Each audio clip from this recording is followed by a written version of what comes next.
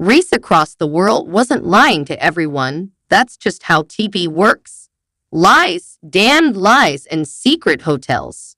Oh, how we've all been fooled by Race Across the World.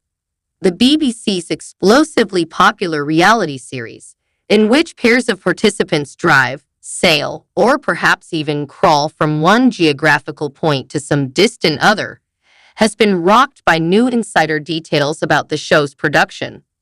Past winners have shared tidbits on social media, revealing that they would often be put up off camera in hotels for their own safety, and that the supposedly handler-less contestants were in fact accompanied by members of the production team at all times. Whatever next, Love Island isn't about people finding true and genuine romantic love. I'm a celebrity. Get me out of here. Doesn't feature big-time celebrities. The Cube is actually more of a cuboid. The revelation that Race Across the World might be lightly fudging the specifics of its premise hardly constitutes an Edward Snowden-esque whistleblowing. Nor was the information even exclusive to the ex-contestants. Discussing the filming of Race Across the World on a recent episode of his insidery podcast, The Rest is Entertainment, author-presenter Richard Osman was able to divulge some of the tricks used to film the BBC series, noting the use of a follow car behind each traveling pair containing security personnel and a medic, as well as technical equipment such as a spare camera and batteries.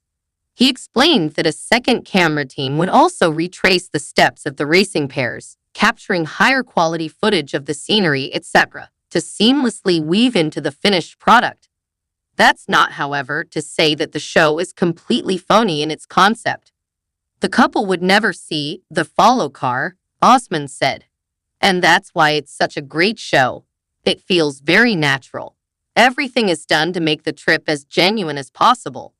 But this is almost irrelevant. The question of what is genuine could barely matter less. The viewing public have never relished the idea they're being lied to.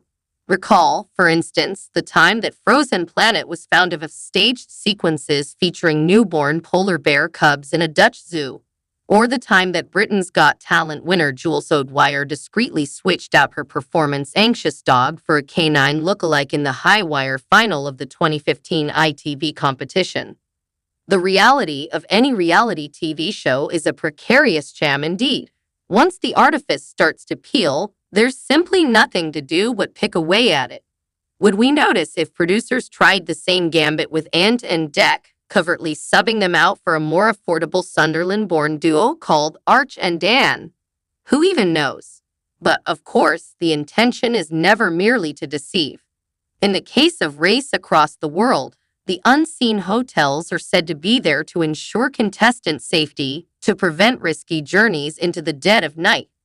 The polar bears, too, were necessarily zoo-situated for their own well-being. Here, it's a case of what are the alternatives.